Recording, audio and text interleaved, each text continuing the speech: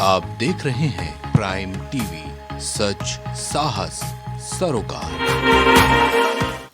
नमस्कार, आप देख रहे हैं प्राइम टीवी और मैं हूं आपके साथ मुस्कान अजमानी। और आज दिन भर हम चर्चा करेंगे बजट 2024 की कि 2024 का जो अंतरिम बजट निर्मला सीतारमण पेश करने वाली है और इस मिनी बजट में क्या कुछ खास इस बार जनता को मिलने वाला है।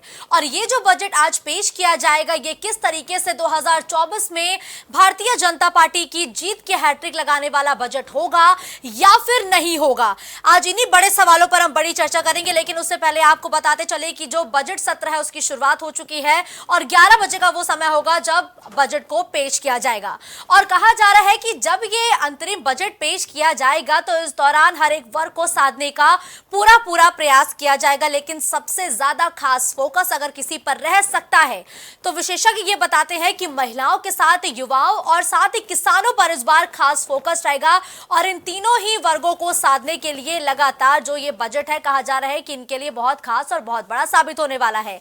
लेकिन अभी संभावित अगर हम चर्चा करें तो लगातार ये भी अटकलें लगाई जा रही है कि ये जो बजट है ये सबसे ज्यादा महिलाओं को साधने वाला हो सकता है, क्योंकि महिलाएं जिस तरीके से बीजेपी को वोट दे रही हैं वो बीजेपी के लिए एक संजीवनी जैसा साबित हो रहा है। और यही वजह है कि जब 26 जनवरी के हमने परेड देखी थी तो भी उस दौरान महिलाओं की ताकत को देखा गया था। और बीजेपी लगातार महिलाओं को साधने के लिए कोशिश तो कर ही रही है और वित्त मंत्री निर्मला सीतारमण लगातार छठा अपना बजट पेश करेंगी और ये अंतरिम बजट होगा। चूंकि चुनावी साल है तो लाजमी है कि इस बार सौगातों की बौछार होगी और किस तरीके से 2024 में ये जिताऊ बजट होगा, आज इन्हीं बड़े सवालों पर हम बड़ी चर्चा करेंगे। तो इस बजट में आखिर खास क्या होगा, इस पर सबकी निगाहें टिकी हुई है, क्योंकि जब 2019 को एक पूर्ण बजट लाया गया था तो उससे बहुत सारे फायदे हुए थे। सबसे ज्यादा देखा गया था कि टैक्स में छूट जिस तरीके से दी गई थी 5 लाख तक के वर्ग को, और साथ ही साथ जिस तरीके से महिलाओं की भागीदारी बढ़ाने पर खास फोकस किया गया था। तो अब उम्मीद है कि जब ये अंतरिम बजट वित्त मंत्री निर्मला सीतारमण पेश करेंगे तो इसके जरिए 2024 का एक खाका पूरी तरीके से तैयार किया जाएगा। और चूंकि प्रधानमंत्री नरेंद्र मोदी भी कहते हैं कि उनके लिए सिर्फ इस पूरे देश में 4 जातियां हैं, ज्ञान का वो जिक्र करते हैं, गरीब, युवा, अन्नदाता और नारी। और इस बार जब वित्त मंत्री निर्मला सीतारमण बजट पेश करेंगी तो कहा जा रहा है कि ज्ञान पर खास फोकस होगा। और बीते दिनों जब राष्ट्रपति द्रौपदी मुर्मू ने भारतीय जनता पार्टी की सरकार की उपलब्धियों को गिनाया तो साफ तौर पर यह भी कहा कि 2024 से पहले 100 स्टार्टअप थे, अब स्टार्टअप के आंकड़े 1 लाख के पार पहुंच चुके हैं, ओआरओपी लागू किया गया और साथ ही साथ एक्सपोर्ट जो कि 450 अरब डॉलर था वो अब बढ़कर 750 अरब डॉलर हो गया है। आईटीआर फाइल करने वालों की संख्या बनी है। तो एक मोटे तौर पर देखा जाए तो बीते दिनों जब राष्ट्रपति द्रौपदी मुर्मू आई तो उन्होंने साफ तौर पर इन 10 सालों की उपलब्धियों को गिनाया। लेकिन अब आज पूरे देश की निगाहें बजट 2024 पर है।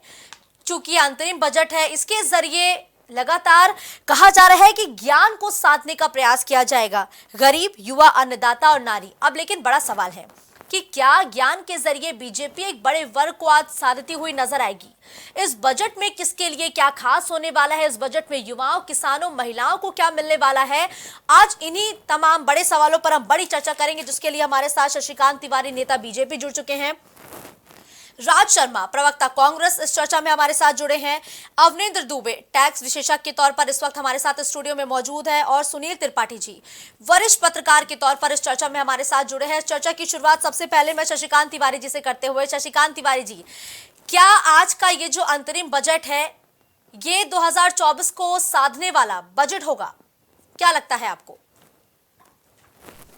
आज जो बजट आ रहा है, जैसा कि आपने भी खुद ही कहा कि हमारे जो प्रधानमंत्री जी का कमिटमेंट है कि हमारे देश में 4 जातियां हैं, गरीब है, किसान है, युवा है और महिलाएं हैं। तो इनको प्राथमिकता पे हमारी सरकार रखती है और आगे भी रखेगी, अपने बजट में भी रखेगी। और जो भी बजट आ रहा है वो गांव के विकास के लिए भी आएगा। गांव का विकास भी प्राथमिकता पे है। भारतीय जनता पार्टी की जो मोदी सरकार है वो मोदी सरकार हमेशा गांव के विकास की बात करती है, किसानों के विकास की बात करती है, किस तरीके से हमारा देश सुदृढ़ होगा, इन बातों को उसमें लिया जाएगा। और जैसा कि राष्ट्रपति महोदय ने अभिभाषण में भी कहा है कि हमारे सरकार की 10 साल की जो उपलब्धियां हैं वो किस दिशा की तरफ बढ़ रही हैं।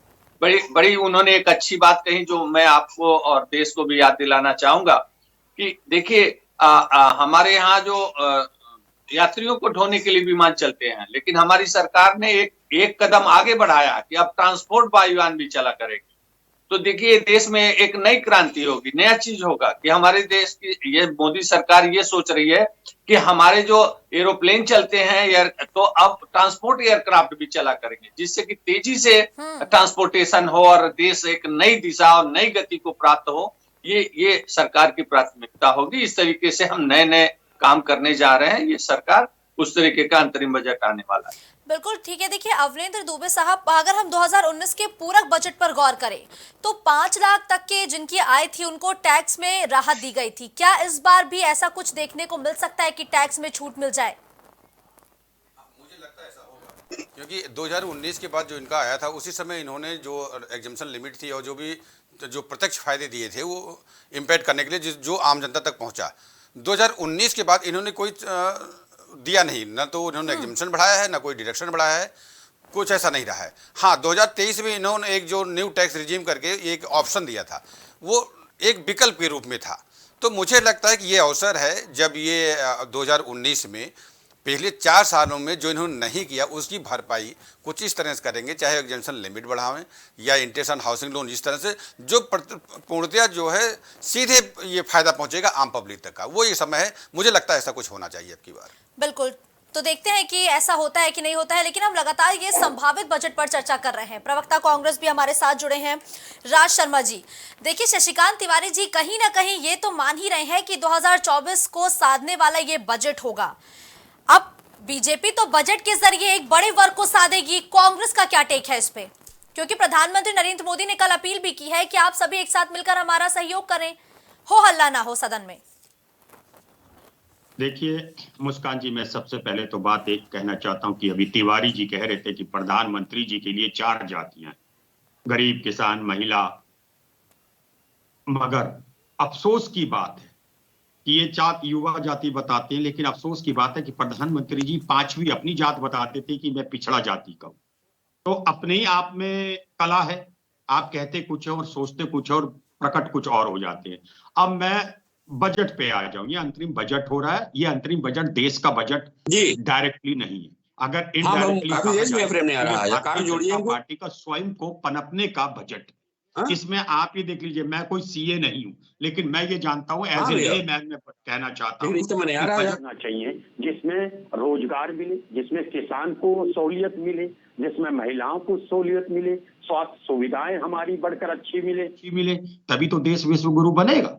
तो मैं नहीं समझता। और वैसे भी ये अंतरिम जो बजट हो रहा है, ये नई पार्टी का अपना काम चलाने के लिए बजट पेश की जा रही है। अभी आप बता दीजिए कि अभी मैं किसी टीवी में देख रहा था कि एलपीजी के सिलेंडर का भी रेट बढ़ा देंगे। तो मैं ये जानना चाहता हूं, देखिए आप खुद ही जानते हैं कि भारतीय जनता पार्टी 80 से 85 करोड़ जनता को फ्री का अनाज देती है। इसका मतलब कि वो गरीब है। तो मैं ये जानना चाहता हूं भारतीय जनता पार्टी के नेताओं से, क्या आप बजट में उन गरीबों को गरीबी से मुक्ति दिलाने के लिए कोई कदम उठाएंगे? और मैं नहीं समझ सकता कि वो ऐसा कदम उठाएंगे। देखिए अंतरिम बजट हो रहा है, लेकिन मैंने अभी बजट पेश करने के लिए, जैसे मैं समझता हूं कि पहले जब गवर्नमेंट बजट पेश करती थी, अंतरिम करती थी या फुल बजट करती थी, उससे पहले सारे मंत्री एक दूसरे मंत्रालय से संपर्क में आते थे, कमियां ढूंढते थे, सच झूठ का पता करते थे कि जो हमने पहले स्कीम चलाई वो धरती पे जमीनी स्तर पे कितनी सक्सेस हुई। लेकिन आप मुझे बता दीजिए कि भारतीय जनता पार्टी का मैं नहीं समझता कि कोई मंत्रालय काम करने के लिए बोलता हो, क्योंकि ये लोग तो बिजी हैं दूसरों की सरकार गिराने में, एमएलए को फंसाने के लिए, एमपी के यहाँ ईडी भेजने के लिए। तो ये क्या बजट में काम कर रहे होंगे बताइए। तो मैं तो नहीं समझता कि ये बजट देश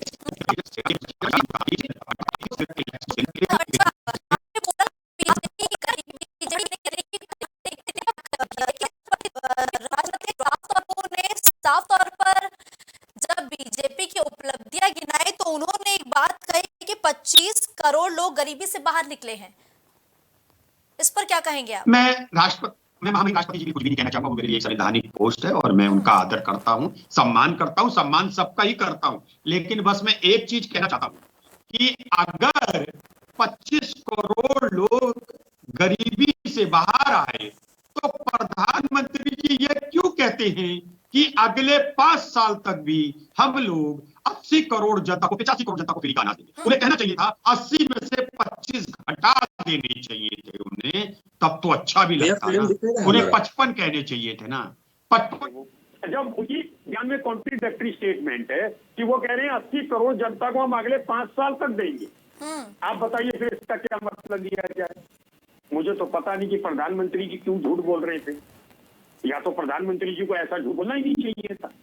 मैं फिर कह रहा हूं मुस्कान जी, आम आदमी मेरे जैसा साधारण आदमी बजट को नहीं समझता। वो समझता है कि मेरी दाल सस्ती हुई, मेरा सरसों का तेल सस्ता हुआ, पेट्रोल सस्ता हुआ, डीजल सस्ता हुआ, मुझे पहनने की कपड़ा सस्ता हुआ, मेरे घर में रोजगार आया, मुझे बुजुर्गों को स्वास्थ्य सुविधा मिल रही। मैं आज भी बता रहा हूं, नकली दवाइयां बेची जा रही और जिला अस्पताल, जो लोहिया जिला अस्पताल है उत्तर प्रदेश में, उनके डॉक्टर खुद वहां की दवाई नहीं खाते। मैं जो बात कहूंगा मैं गलत नहीं, मैं एक जनता के उससे कह रहा हूं। आप मुझे प्रवक्ता कहिए कांग्रेस का, लेकिन कांग्रेस के प्रवक्ता होने से पहले मैं इस देश का सभ्य नागरिक हूं। मेरा देश विश्व गुरु तब बनेगा मेरी महिला सुरक्षित हो जाएगी, मेरे बच्चे को हमारे नौजवान जो पढ़ रहे हैं 10-10, 20-20 लाख रुपए की फीस देके उनको रोजगार मिलने लगेगा, मेरे स्कूल में टीचर आ जाएंगी, मेरा बच्चों को बैठने का फर्नीचर मिल जाएगा, मेरा बच्चा कोई भी शिक्षा से वंचित नहीं रहेगा। और खास तौर से जो सीनियर सिटीजन है उनको पूरी सुविधा मिले और उनको अपनी चिंता स्वास्थ्य से संबंधित ना हो। जिस दिन मेरे देश में 2 लोगों की चिंता खत्म हो जाएगी कि पढ़ने के बाद मुझे नौकरी मिलेगी या नहीं मिलेगी, युवा की चिंता और बुजुर्ग की चिंता, मुझे स्वास्थ्य सुविधाएं, अगर मैं बीमार पड़ता हूं तो मुझे मिलेगी कि नहीं मिलेगी, तब मेरा देश विश्व गुरु बन सकता है।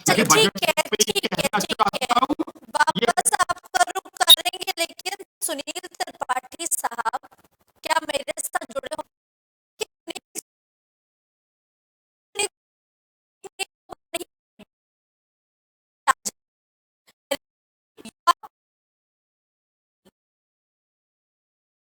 साधने वाला क्या ये बजट होने वाला है? सबसे ज्यादा फोकस क्या बीजेपी का इस बार महिलाओं पर रहने वाला है, क्या लगता है?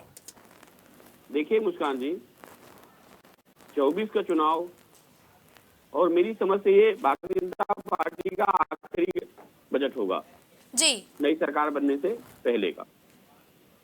तो ऐसे में भारतीय जनता पार्टी लोक लुभावना बजट जो प्रस्तुत करेगी और करदाता भी उम्मीद लगाए बैठा है कि हो सकता है कुछ हमको राहत मिल जाए। भारतीय जनता पार्टी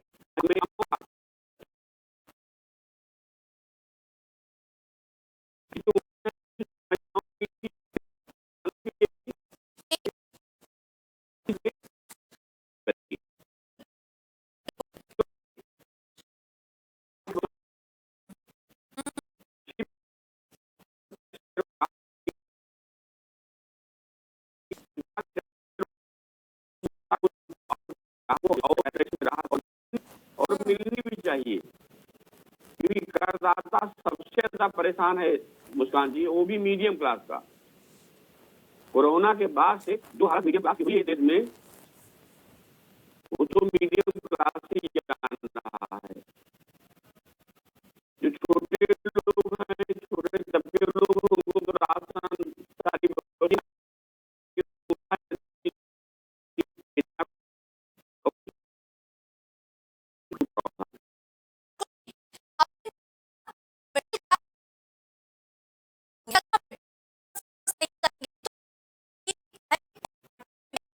पार्टी कोई भी हो वो अपना जनाधार खो सकती है, लेकिन जो आम जनता है अवनीश जी, वो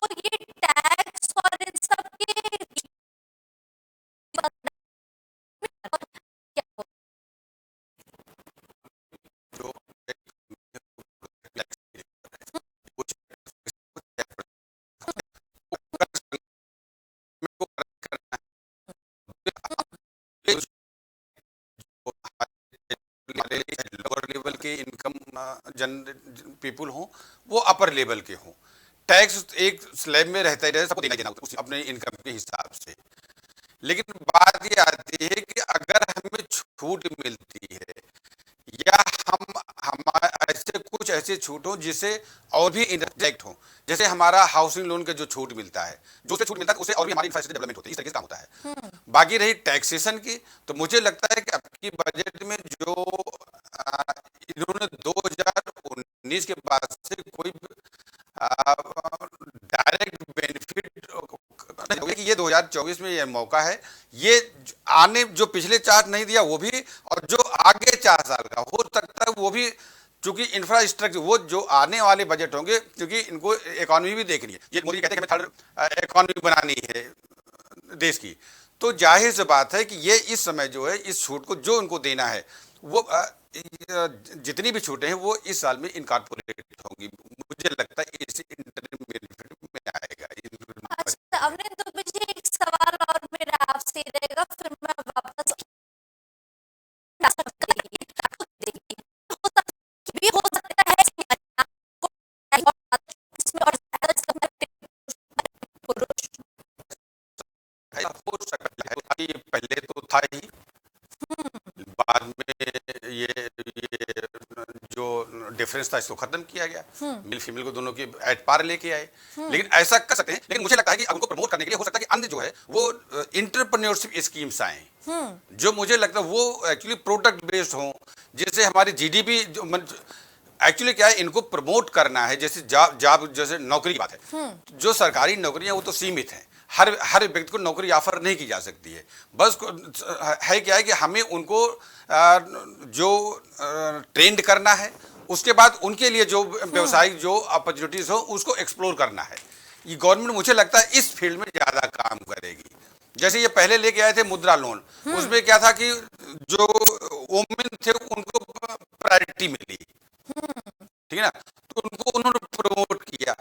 हो सकता है इसी तरीके से कुछ ट्रेनिंग प्रोग्राम लेके आए, हो सकता है कुछ इंटरप्रेन्योर की स्कीम ग्राउंड लेवल पे लेके आए, गांव में लेके आए, तो जिससे उनको प्रत्यक्ष फायदा मिलेगा। इनका जहाँ टैक्सेशन बात आती है वो गवर्नमेंट रेवेन्यू बढ़ेगा, और जो जीडीपी की बात है ओवरऑल वो भी उस पर पॉजिटिवली इम्पैक्ट उस पर आएगा।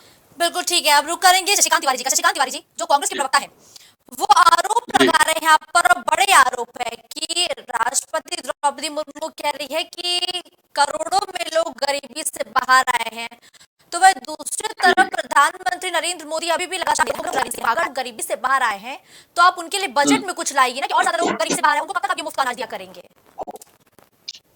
देखिए, कांग्रेस पार्टी तो वो पार्टी है जो इस देश में 50-60 साल तक चलाती रही अभियान की गरीबी हटाओ, गरीबी हटाओ, गरीबी हटा नहीं पाए।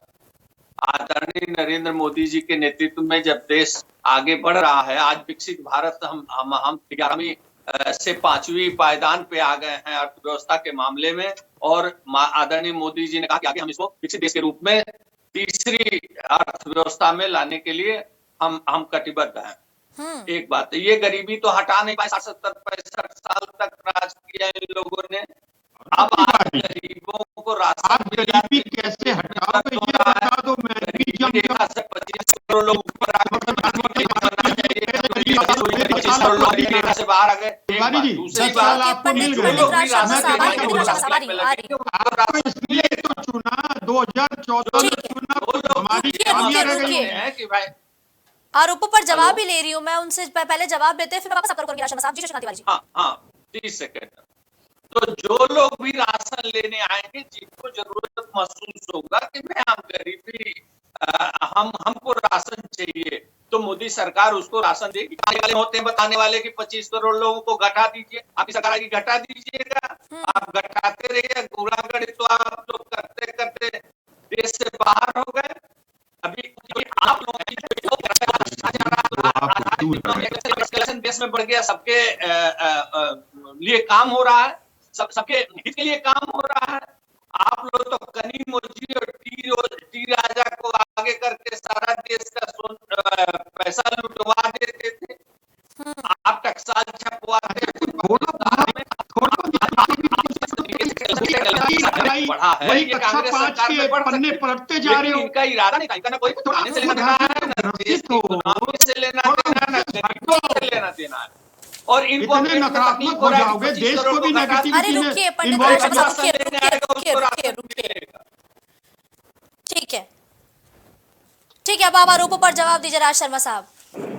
मैं एक बात कह रहा हूँ तिवारी जी को, पहली बात तो ये कक्षा 5 की तरह रटे ना कि आ से आम, आ से अनार, ऐसे वाली बातें ना करें।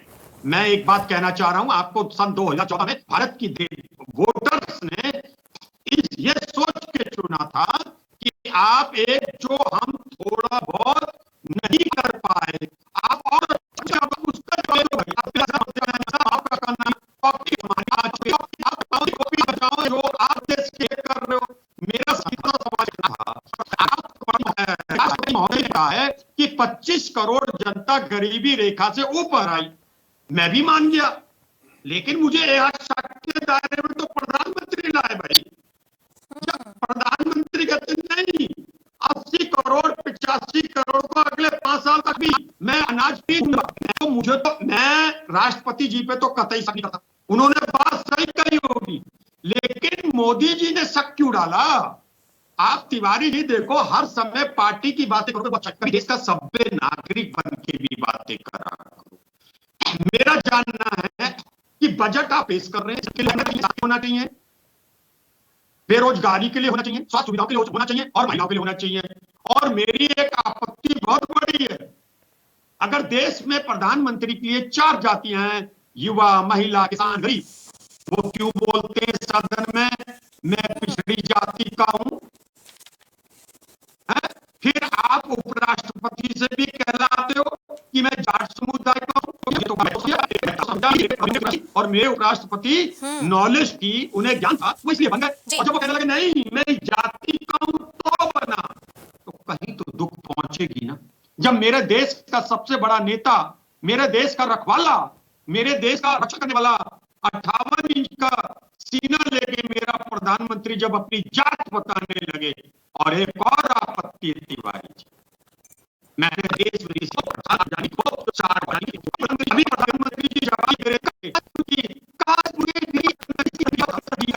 क्या 10 साल प्रधानमंत्री हो गए, 15 से 17 साल आप प्राइम चीफ मिनिस्टर रहे, उससे पहले भी आप नेता रहे, आपके भाई लोग थे, सब थे।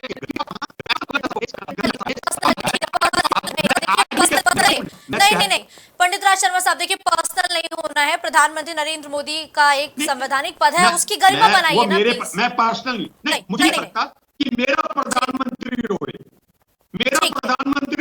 मुझे नहीं अच्छा लगता, लेकिन मैं कहता हूं मेरा प्रधानमंत्री सार्वजनिक रूप से रोए, जो कि वर्ल्ड का सबसे शक्तिशाली, मेरा वो विश्व का व्यक्ति है, तो मेरा क्या हाल, गरीब का क्या हाल होगा बताइए ना उसका। अरे सुनिए ना राज शर्मा साहब, इमोशंस है भाई, सबको जाहिर करना है, सबको जाहिर करना है अपने इमोशंस। खैर आप पर अब वापस आएंगे, लेकिन सुनील त्रिपाठी साहब, अंतरिम बजट है, निर्मला सीतारमण तकरीबन आधे घंटे कम समय पर हम कह सकते हैं एक मिनी बजट, क्योंकि बजट होगा, लेकिन जो सबसे बड़ी बात ये रहेगी कि ये तो हम जिक्र कर रहे हैं कि ज्ञान पर खास फोकस रहेगा, लेकिन महिलाओं को लेकर ये भी हम कह रहे हैं कि बहुत सारे नए ऐलान हो सकते हैं, पर युवाओं को साधने के लिए क्या हो सकता है इस बजट में, क्या लगता है? क्योंकि आपने हर एक बजट को बहुत करीब से देखा है, बजट के बाद सरकारें गिरती और खड़ी हुई थी, तो युवाओं को साधना कितना जरूरी है इस बजट के जरिए? देखिए मुस्कान जी, जो हमारी महामहिम राष्ट्रपति जी ने कहा कि 25 करोड़ लोग से ऊपर आए, गरीबी से ऊपर आए हैं, मुद्रा लोन जो दिया नरेंद्र मोदी जी ने, उस मुद्रा लोन से काफी कुछ लोगों का भला हुआ। और जो तिवारी जी कह रहे थे, मैं दावे के साथ कह रहा हूं कि हिंदुस्तान का कोई ऐसी पार्टी नहीं है जो सारे लोगों को सरकारी नौकरी दे सके, ये व्यवस्था संभव नहीं है। लेकिन अब चूंकि सरकार के सामने 4 जातियां हैं, चारों को देखना है, जाहिर सी बात है मुस्कान जी, सरकार भी किसी वर्ग को साधने नहीं छोड़ेगी, चाहे महिला वर्ग हो, चाहे युवा वर्ग हो, या अन्य कोई भी वर्ग, क्योंकि सरकार के सामने सबसे बड़ी समस्या लगा रही हैं, एक महिलाओं की, एक बेरोजगारों की। जी तो निश्चित रूप से सरकार इन दोनों प्रकरणों पर ध्यान रखते हुए फोकस करेगी। महिलाओं के लिए भी कुछ नया जरूर करेगी और बेरोजगारों के लिए भी, क्योंकि युवा इस देश का काफी बेरोजगारी शिकार हो रहा है। उसके लिए भी सरकार कोई न कोई नए आयाम रोजगार के खोजेगी। बिल्कुल ठीक है आपने। लेकिन देखिए शशिकांत तिवारी साहब, जो एक लगातार विपक्षी दल उठाते हैं और वो मुद्दा ऐसा मुद्दा है जो लगातार आप भी उसमें घिरते हुए नजर आते हैं, वो मुद्दा है महंगाई का। देखिए आंकड़े बहुत सारे हैं, महंगाई बढ़ती है, महंगाई बढ़ी है, ये बहुत सारे आंकड़े हैं। लेकिन विपक्षी दल यही कहते हैं कि बीजेपी इतनी महंगाई चली है तो सरकार इसकी पता है। आप जस्टिफाई करिए, हमारी जनता को ये बताइए कि आपका शासनकाल में महंगाई क्या है। शशिकांत तिवारी साहब मिल रहा है, जरा फिर से बोलें। जी शशिकांत तिवारी जी, मेरा सवाल आपसे ये था कि देखिए एक मुद्दा ऐसा है जो लगातार बहुत गंभीर मुद्दा है, जिससे लेकर जो विपक्षी दल है वो आप पर हमलावर रहते हैं, वो मुद्दा है महंगाई का। एक तरफ आप कह रहे हैं कि दूसरी तरफ दो दल है वो आरोप लगाते हैं कि महंगाई आपके शासनकाल में चरम सीमा पर है। तो महंगाई वाकई कहां पर है आपके शासनकाल में, ये पहले हमारे दर्शकों को बताएं। जी आपका ऑडियो मिल नहीं पा रहा मुझे। ठीक है, मैं अपनी टीम से बोलूंगी कि नहीं मिलेगा। महंगाई की बात पे ऑडियो गायब हो रहा। अरे रुकिए इनको 24 घंटे ऑडियो नहीं मिलेगा अगर आप महंगाई महंगाई बोलते रहिए। ठीक है, नहीं मिलेगा ये ऑडियो भाई। खैर मेरा सवाल है पूछना, शशिकांत तिवारी जी सुन पा रहे हैं आप मुझे? जी जी जी मेरा सवाल महंगाई पे था कि महंगाई को लेकर आप लगातार गिरते हुए नजर आते हैं। जो विपक्षी दल के नेता है मुखर होकर ये आप पर आरोप लगाते हैं कि आपके शासनकाल में महंगाई चरम पर है। एक दूसरी तरफ महंगाई की इस वक्त दर क्या है आपके शासनकाल में, दर्शकों को समझाएं। जी देखिए, कोई महंगाई नहीं है। जो चीजें हमारे देश में जो खाद्य वस्तुएं 10 साल पहले जो रेट था आज भी वही रेट है। जो कपड़ा बस का जो रेट 10 साल पहले था वही रेट है। जो ट्रेन और हवाई जहाज का टिकट 10 साल पहले जो रेट था आज भी वही रेट है। हाँ, एक दो चीजें हैं जो कभी इंप्लीमेंटेशन करती हैं, वो उनका रेट कभी बढ़ जाता है, कभी कोई चीजें वस्तु खाद्य वस्तु जो है मार्केट में नहीं आ पाती है, आपूर्ति उनकी समय से नहीं हो पाती है, सीजनल होते हैं कोई खाद्य वस्तु तो उसका दाम बढ़ा फिर वापिस आ गया। तो ये तो किसानों के खेत से कोई चीज आपूर्ति आने में समय लग जाता है मार्केट में, तो उसमें थोड़ा दाम बढ़ जाता है। तो उसमें वो कोई महंगाई वाली बात नहीं है, वो बहुत क्षणिक चीजें होती हैं। किसी एक चीज दो चीज, कभी टमाटर का दाम बढ़ गया, कभी प्याज का दाम बढ़ गया, तो क्षणिक बातें हैं। उसका महंगाई से कोई लेना देना नहीं है। हाँ, एक बात जरूर है कि पेट्रोल की अगर हम बात करें तो पेट्रोल पे पूरा इकोनॉमी आधारित होता है। केंद्र सरकार भी और राज्य सरकारें भी, चाहे कोई भी सरकार है, केंद्र सरकार राज्य सरकारों का उसमें टैक्स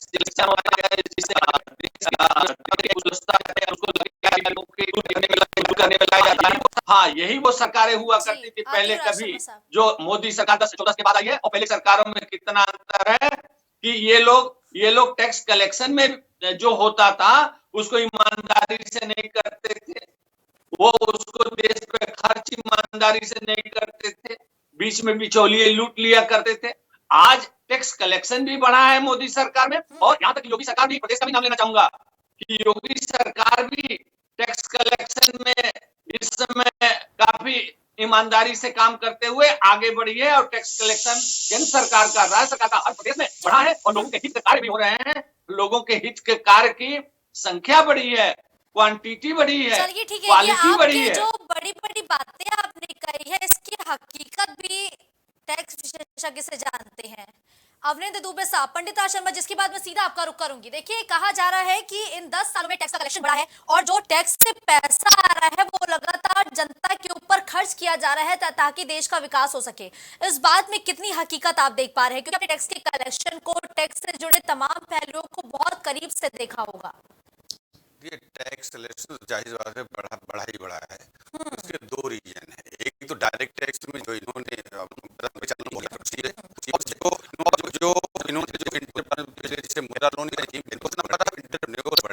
जिसकी वजह से कलेक्शन बढ़ा।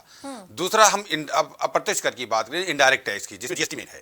तो जीएसटी में इन्होंने जो कलेक्शन उसका प्रोसेस था, जो नियम था, जैसे उनका उस समय जो कलेक्शन था आज की डेट में जो जो उस पहले जो हुआ करता था इंटरेस्ट नहीं लगता था उतना, अब इन्होंने पर डे बेसिस पे इंटरेस्ट कर दिया है, तो वो इंटरेस्ट इवन आपने 1-2 दिन डिले किया 40 रुपये आपको पेनाल्टी भरनी है। तो इस तरह से जो है मुझे लगता है कि जो पोर्शन ऑफ इंटरेस्ट है वो कंपेरेटिवली हायर हो जाता है मेन, अगर हम उससे कंपेयर करें तो नो डाउट कलेक्शन तो बढ़ा ही बढ़ा है। लेकिन दूसरी बात यह है कि जैसे अभी तक हमारा जो डायरेक्ट टैक्स का कलेक्शन रहा है, इनडायरेक्ट से जो व्यवसायी ग्रुप है बहुत ही परेशान है, वो निराश भी है। रीजन क्या है ना, उसमें इस तरीके से कलेक्शन सिस्टम बनाया, सब चीजें ऑनलाइन है।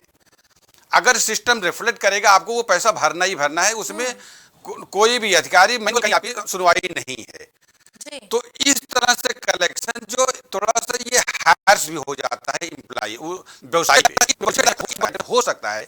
जो ये प्रोसेस है, जो इंटरेस्ट इनका है, जो ये पेनाल्टी रेट है, या हो सकता जो टाइम है, इस पे भी थोड़ा हो सकता ध्यान दे वो। अच्छा, यानी कि इस पर भी हाँ, क्योंकि जिस तरीके से एप्लीकेशन हुआ है और उसके बाद से जितना कलेक्शन प्रोसेस रहा है, वो जितने भी व्यवसायी सभी परेशान है। आपने जीएसटी नंबर ले लिया, आपने रिटर्न नहीं डाला, पता लगा कि हमें काम नहीं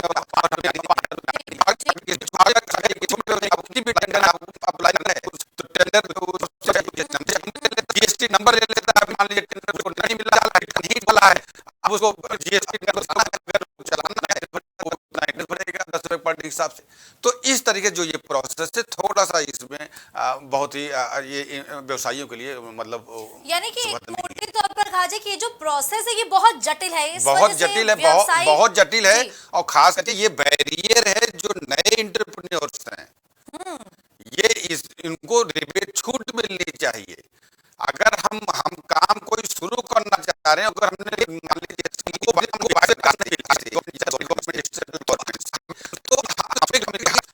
पता लगा इसमें मंथली हमें रिटर्न डालना है, नहीं मिला तो जीएसटी फिर किसी कंसल्टेंट को 2000 रुपए तक नहीं करवाएगा, उसे छोड़ दिया। फिर बाहर जब आता है तो पता लगता है 10,000 पेनाल्टी चलाने के लिए। तो ये सिस्टम जो है थोड़ा ठीक नहीं है। मुझे लगता है कि इस पे सरकार जरूर कुछ एप्रोप्रिएट स्टेप लेगी। बिल्कुल ठीक है। तो ये लगातार हम संभावित जो बजट हो सकता है उस पर चर्चा जो परिवर्तन हुए हैं उसका लगातार जिक्र किया जा रहा है। आप इनके आरोपों पर जवाब दीजिए। मैं एक बात कह रहा हूँ, तिवारी जी ने एक बात तो बहुत अच्छी बोली कि कलेक्शन बढ़ा है। मैं भी मानता हूँ पैसा कि उसका हिसाब नहीं दे पा रहे।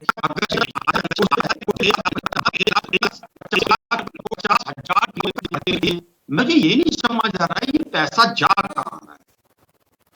कोई ऐसी तो उन्नति कर नहीं दी देश की बहुत बड़ी। एक चीज में काम हुआ है, मैं कहता हूँ कि रोड अच्छी दिखने लगी।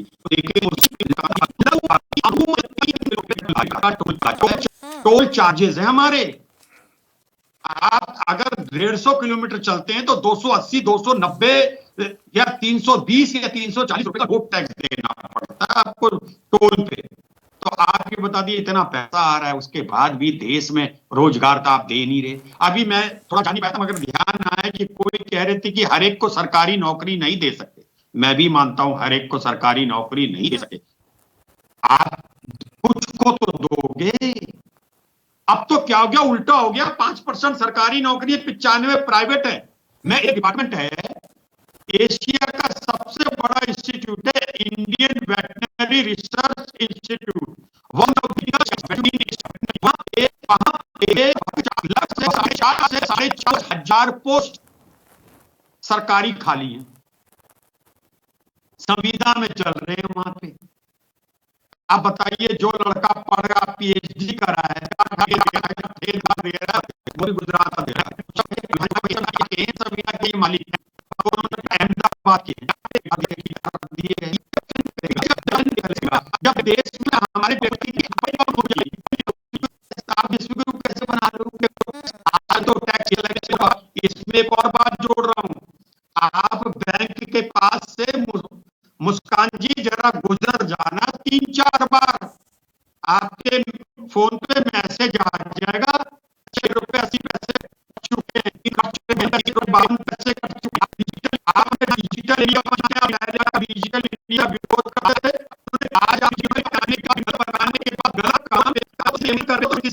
पेमेंट में मान लो आपने मोबाइल चार्ज भी करा 349 का, 349 का कटेगा 351, दो कटे, 5 कटे, 4 कटे, ये वो छूट जाती है तो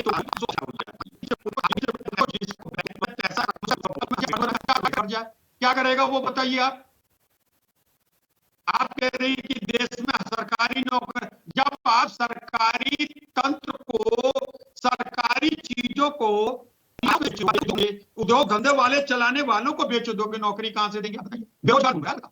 और देखिए मैं बता रहा हूं, भारतीय जनता पार्टी सुधर जाए, ये देश की जनता उनके आंसू रो रही, आप लोग काम ही नहीं करते हो भाई। मैंने नहीं देखा था कि देश का प्रधानमंत्री, देश का गृह मंत्री, देश का मंत्री एक दूसरे विधायक को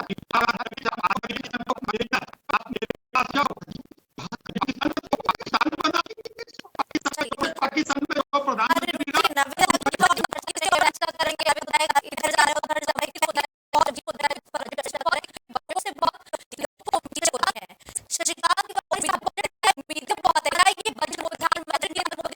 वाला बजट होने वाला है क्या?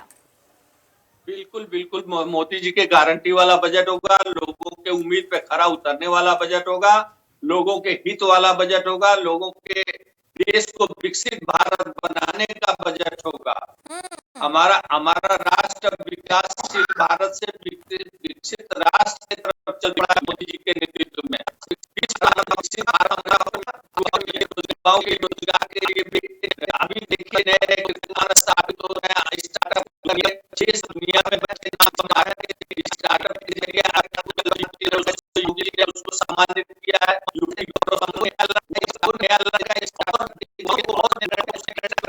किस प्रकार स्टार्टअप के जरिए हम कुछ कर सकते हैं, पैसा कमा सकते हैं। इसी प्रकार से रोजगार देने वाला और युवाओं को संभालने वाला, महिलाओं को देख रेख करने वाला, समृद्ध बनाने वाला बजट आने वाला है। सबको उम्मीद रखना चाहिए, मोदी की गारंटी निश्चित रूप से होगी। जब तक मोदी है तब तक देश विकास के रास्ते पे आगे बढ़ेगा, निश्चित रूप से आगे बढ़ेगा।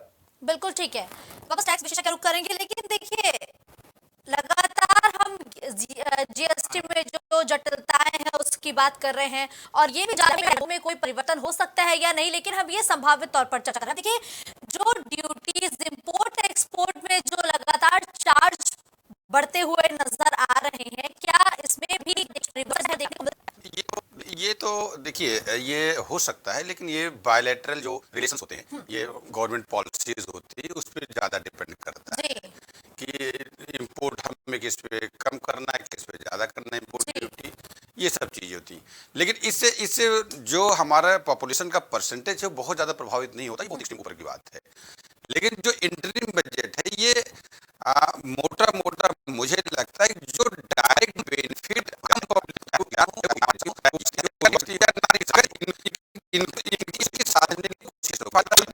फायदा तभी मिलता है जब इनकम टैक्स में चाहे वो एग्जम्पशन लिमिट बढ़ा दें या जो अन्य इन्वेस्टमेंट है जिससे इनको फायदा मिलता उस पे हो जाए।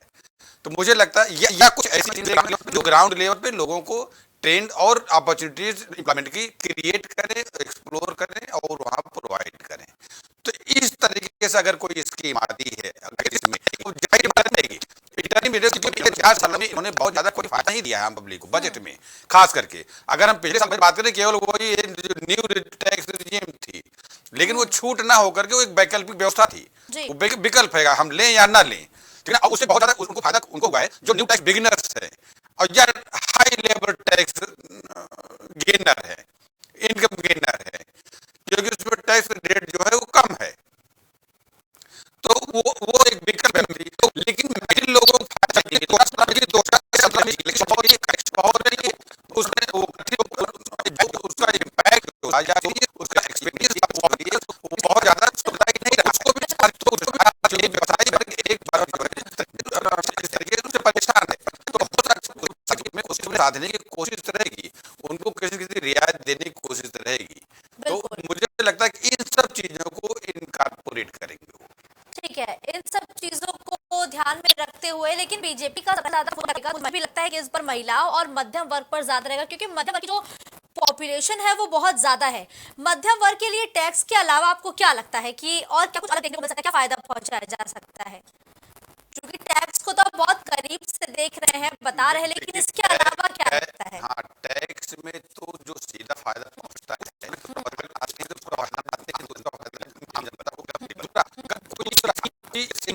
जैसे जो फाइनेंशियल से रिलेटेड हो, डेवलपमेंट से रिलेटेड हो, में अगर वो को मिलता है, जैसे पहले इन्होंने फाइनेंशियल स्कीम दी थी, उसका फायदा लोगों ने लिया, वो ठीक अलग बात है, उसका एक पोर्शन एनपीए होगा जहां अगर इतने मास टेबल काम हो रहा है, उनके लिए क्या भी ये भी खास बात होगी, अपॉर्चुनिटीज हो, नई एराज उसमें निकले, नई एक्टिविटीज डेवलप करें, एक्सप्लोर करें, तो ये सब चीजें बहुत मायने रखेंगी इस बजट में। लेकिन देखिए अमरीन दुबे साहब, अगर हम बात करें तो सीमा शुल्क भी लगातार बहुत परेशान कर रहा है लोगों को कि सीमा शुल्क बहुत ज्यादा लग रहा है। अभी भी लोग ये कहते हैं, जो आम जनता है, मिडिल क्लास पे तो हर एक चीज के 1-1 रुपए की जो बढ़ोतरी है वो भी बहुत महंगाई जैसी साबित हो रही है, उनके जेब पर भारी पड़ रही है। सीमा शुल्क में परिवर्तन क्या हो सकता है, और अगर हो सकता है तो ये कितना जरूरी है? नहीं, सीमा शुल्क जैसे ये अगर हम करें या जितने भी इनडायरेक्ट टैक्सेस वो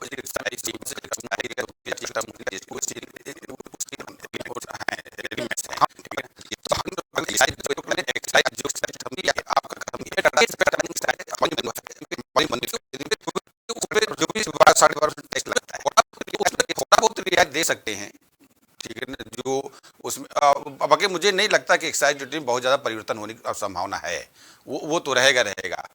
जो मेजर जो इम्पैक्ट करता है लोगों को वो होता है जीएसटी, जो डायरेक्ट जुड़ा हुआ है कस्टम, मतलब अगर बहुत ज्यादा लार्ज स्केल इम्पैक्ट नहीं डाल पाएगा पब्लिक, लेकिन हम अगर लार्ज इम्पैक्ट बढ़ेगा तो हम गवर्नमेंट हमेशा उस पे काम करना चाहेगी कि रियायत जो भी हो वो ज्यादा लोगों तक पहुंचे, और वो है जीएसटी और इनकम टैक्स। मुझे नहीं लगता कि वो एक्साइज और कस्टम इन सब चीजों को बहुत ज्यादा वो ठीक है देंगे, लेकिन इसका फायदा बहुत ही लिमिटेड है, बहुत सीमित लोगों तक का है।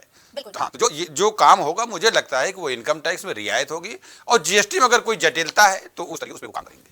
बिल्कुल ठीक कहा आपने कि हाँ लाजमी है कि क्योंकि मध्यम वर्ग को साधने का बजट कहा जा रहा है। और वरिष्ठ पत्रकार से हम इस पर प्रतिक्रिया लेंगे। देखिए 2019 के बजट के अगर हम बात करें तो कहा गया था कि अमृतकाल का ये पहला बजट होने वाला है। अमृतकाल के बजट में जब अब ये अंतरिम बजट होगा तो क्या हो सकता है नया, क्योंकि 2 बड़ी चीजें 2019 के पूरा बजट में देखने को मिली थी, जहां टैक्स स्लैब में बड़ा परिवर्तन किया गया था और बहुत सारी जो महिलाओं के लिए नई तरीके की योजनाएं लाई गई थी। तो ये 2 बड़ी चीज थी जो 2019 में लगातार सेंटर ऑफ अट्रैक्शन रही थी। सेंटर ऑफ अट्रैक्शन बन सकता है।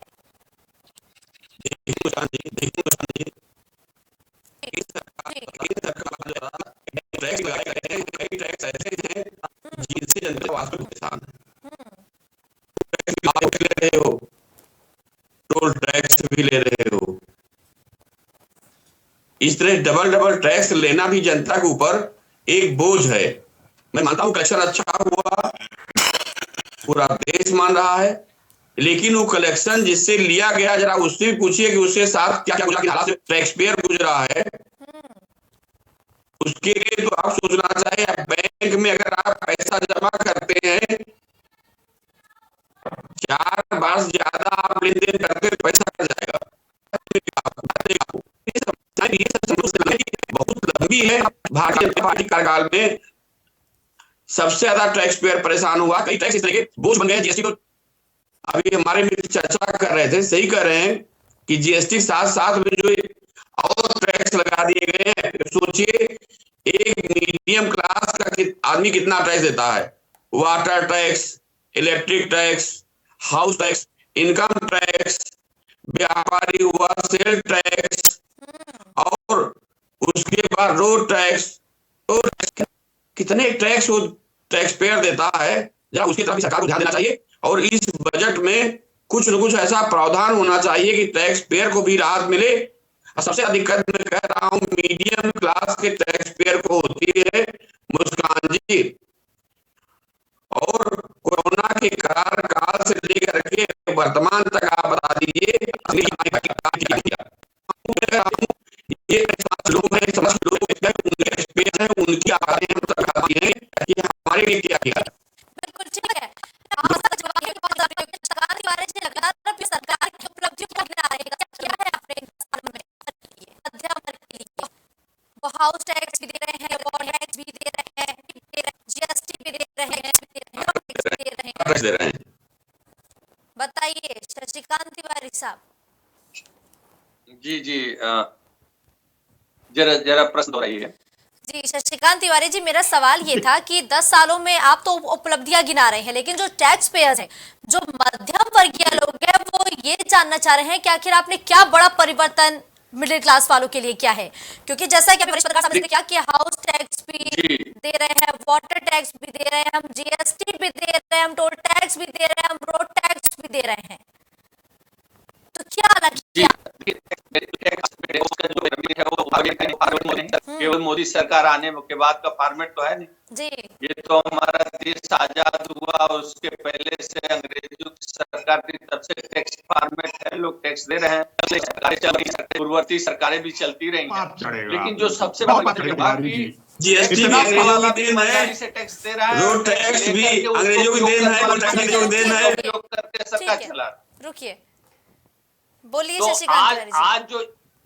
आज जो ये परिवर्तन आया इस 10 साल में मोदी सरकार के आने से कि टैक्स पेयर भी ईमानदारी से टैक्स पे कर रहा और टैक्स को लेकर के सरकार भी ईमानदारी से उसको विकास कार्यों में लगा रही है। ये एक बहुत बड़ा परिवर्तन है जो पूरी सरकार जो टैक्स दे रहा है उसको ये भरोसा है कि मैं टैक्स दे रहा हूँ, इसका मोदी जी उपयोग करेंगे, हमारे जो टैक्स कैसे पे कर रहा है ये भी जरा सोचिए उसकी समस्या के बारे में। हमारे इस महंगाई युग में अपने परिवार कैसे पाला और देश के टैक्स कैसे दे रहा है कि अगर कोई चीज जो है लोगों को लगता है, टैक्स देने वालों को लगता है कि ऐसे तो हमारे देश में तो हमेशा कानून में संशोधन होता रहा है, तो टैक्स के नियमों में भी संशोधन होता रहा है, आगे भी कोई चीज है जो टैक्स एक कम करा दीजिए मेरे भाई,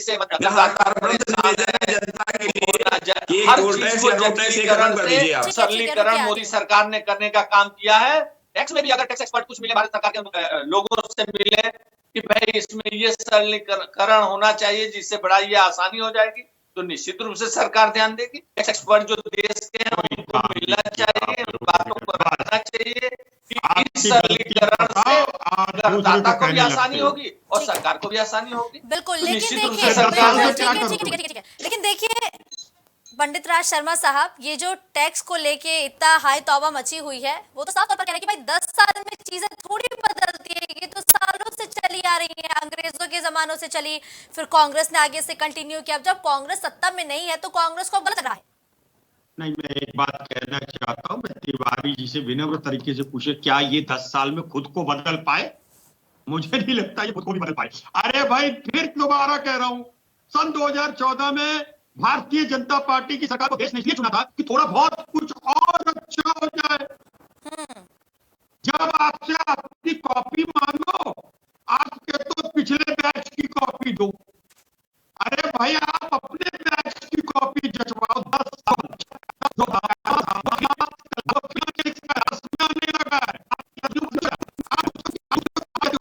आप अपना बताओ, आपने क्या करा, जनता को क्या फायदा जा रहा है, किसान को क्या फायदा जा रहा है। और एक और बात थी कि अभी बीच में तिवारी जी कह रहे थे कि 10 साल में कोई रेट नहीं बना। भैया क्या कह देते हो आप? थोड़ा बहुत जो व्हाट्सएप की जो किताब है उससे अलग भी देखा करो, पड़ोस में सब्जी की दुकान देख लिया करो, सरसों का तेल देख लिया करो। मैं डीजल पेट्रोल की बात ही नहीं कर रहा हूँ, मैं अरहर की दाल की कर रहा हूँ, मसूर की दाल की कर रहा हूँ। रोटी चटनी से खा लेना बेटा, मगर चोरी मत करना, ये बुजुर्ग कहा करते थे। अब 2 जून की रोटी और चटनी से खानी है ना, 130 रुपए चाहिए। ये है महंगाई। मुझे बता दो अरहर की दाल का क्या रेट था 2009 में? 2010 में, 2013 में सरसों का तेल, बताइए सोयाबीन, आप कह रहे हैं महंगाई बड़ी, माफी मांगनी चाहिए के चैनल में। इन्होंने कहा पहले भारत की जनता टैक्स सही से नहीं देती थी, अब देने लगी है, यानी कि पहले आप चोर डिक्लेयर कर रहे हो जनता को। समझ ही नहीं आ रहा है, मुझे तो समझ नहीं आ रहा।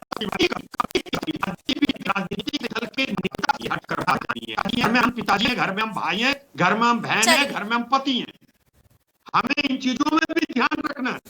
ठीक है। और आपका ये जो बजट होगा, दावे के संग कहता हूं, आज आपके चैनल पे कह रहा हूं, बजट बीजेपी का। बिल्कुल ठीक है, ये छोड़ते हैं ना भविष्य पे कि अंतरिम बजट बीजेपी का है या किसका बजट है, लेकिन फिलहाल ये बात सच है कि आज अंतरिम बजट वित्त मंत्री निर्मला सीतारमण पेश करने वाली है। और हमारे पास आप सभी के साथ 2024 इस बजट में क्या कुछ खास इस बार की जनता को मिलेगा, तो देखिए अब से थोड़ी देर बाद का वो समय होगा, मुझे लग रहा है 1 या 2 मिनट या महज 5 मिनट का समय और शेष होगा जब बजट को पेश किया जाएगा। अब जनता की नजर ये है कि इस बजट में क्या सस्ता होगा, क्या महंगा होगा, क्या ये बजट 2024 के चुनावों को साधने वाला बजट होगा। आज इसी पर लगातार निगाहें बनी रहेंगी और साथ ही साथ जनता का तो फोकस रहेगा ही कि इस बार महिलाओं को क्या मिला, युवाओं को क्या मिला, और साथ ही साथ जैसे कि प्रधानमंत्री नरेंद्र मोदी ने बोला था कि मेरे लिए 4 जातियां हैं, उन 4 जाति को क्या मिला, आज इस पर फोकस रहेगा। प्राइम टीवी के साथ नमस्कार।